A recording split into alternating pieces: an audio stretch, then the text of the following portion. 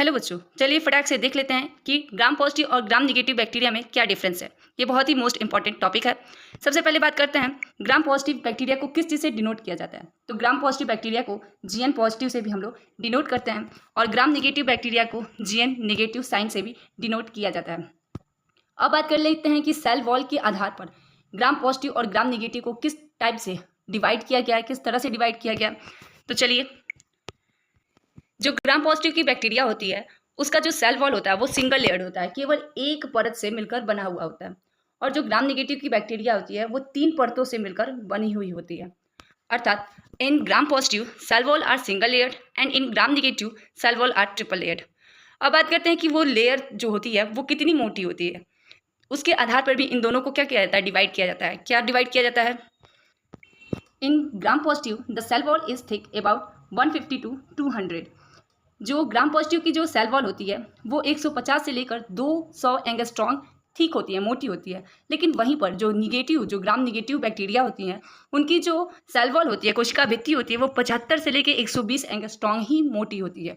मतलब जो निगेटिव वाली की सेल वॉल होती है वो पॉजिटिव की तुलना में थोड़ी पतली होती है।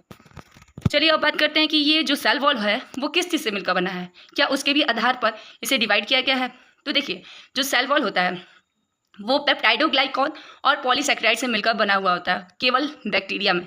ठीक, बैक्टीरिया में ये पेप्टाइडोग्लाइकॉन जो होता है, जो ग्राम पॉजिटिव है, उसमें 80% तक पाया जाता है। जैसे दोनों का इक्वल होगा, एक पेप्टाइडोग्लाइकॉन और पॉलीसैकेराइड, तो ग्राम पॉजिटिव में पूरा 80% भाग पेप्टाइडोग्लाइकॉन का होता है और जो बचा हुआ है वो पॉलीसैकेराइड्स से मिलकर ये बना हुआ है सेल वॉल।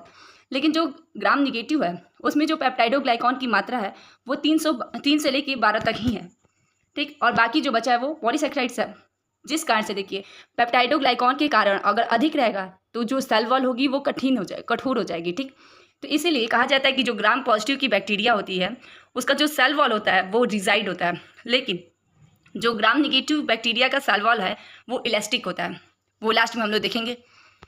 नीट का ये इंपॉर्टेंट टॉपिक है, क्वेश्चन है कि जो टिकोइक एसिड होता है, एक प्रकार का एसिड है, वो कौन से बैक्टीरिया में पाया जाता है।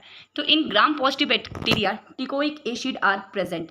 जो टिकोइक एसिड है वो ग्राम पॉजिटिव बैक्टीरिया में पाया जाता है, लेकिन वहीं टिकोइक एसिड ग्राम निगेटिव बैक्टीरिया में एब्सेंट होता है, नहीं पाया जाता है। तो ये बहुत ही इंपॉर्टेंट क्वेश्चन है जो कि नीट एग्जाम में पुटअप होता है।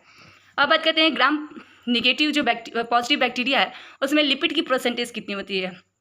तो ग्राम पॉजिटिव बैक्टीरिया में लिपिड 1 से लेके 4% तक पाया जाता है, लेकिन इस ये निगेटिव में 11 से लेके 22% तक लिपिड की उपस्थिति होती है। वो लास्ट वाला देखिए, in Gram positive the cell wall is very rigid due to maximum amount of peptidoglycan. जो ग्राम पॉजिटिव बैक्टीरिया होती है उसकी जो सेल वॉल होती है वो रिजिड होती है। क्यों? मैक्सिमम अमाउंट ऑफ पेप्टाइडोग्लाइकॉन की, मैंने ऊपर ही बताया कि पेप्टाइडोग्लाइकॉन की जो मात्रा होती है अधिक होने के कारण वो क्या हो जाती है, कठोर हो जाती है। लेकिन जब ग्राम निगेटिव बैक्टीरिया में तो पेप्टाइडोग्लाइकॉन कम था, जिस कारण से वो क्या हो गई, इलास्टिक हो गई। Thank you for watching.